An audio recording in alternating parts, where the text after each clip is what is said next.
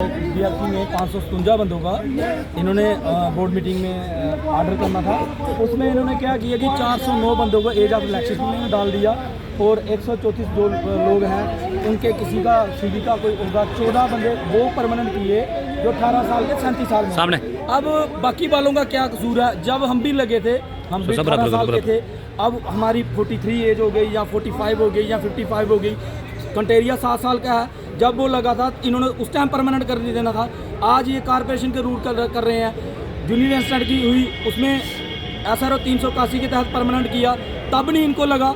जब daily Vaser की बारी आती है तब कोई तो कोई कुछ फॉल्ट डाले जाते हैं। और मैं आपके माध्यम से ये कहना चाहता हूँ, हम वो सिपाही हैं PDD के जो हम सुबह घर से कफन सिर पे बांध के आते हैं, शाम को हमारे बच्चों को भी नहीं पता होता, हमारी फैमिली को भी नहीं पता होता कि हमने घर जाना, हम घर पहुंचेगा या नहीं पहुंचेगा। और बार बार चलाने से हमें स्किल्ड में डालना चाहिए। जो 557 लोग हैं इनका तो ऑर्डर होगा, लेकिन जो बाकी पीछे होंगे कम से कम स्किल्ड तो दो। वो स्किल्ड भी नहीं देते, बल्कि ना ही इंश्योरेंस कोई कुछ भी। और हमारी मेन यही है, जो 557 लोगों का इन्होंने किया है, कम से कम उनमें से 330 लड़के जो हमारे लोग थे वो परमानेंट होने थे। 40 से जो एज ऑफ रिलैक्सेशन किया, कोई अंडर एज है, कोई अनपढ़ है, इल्टीरेट, वो चलता।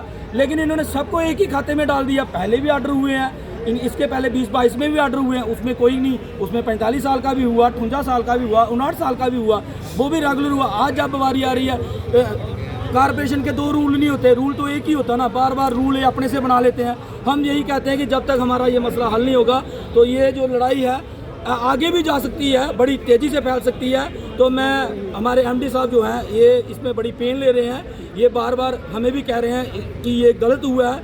लेकिन हम यही कहते हैं कम से कम जो ये हमारा मसला है अगर हल नहीं हुआ तो हम इससे भी ज़्यादा उग्र प्रदर्शन करेंगे।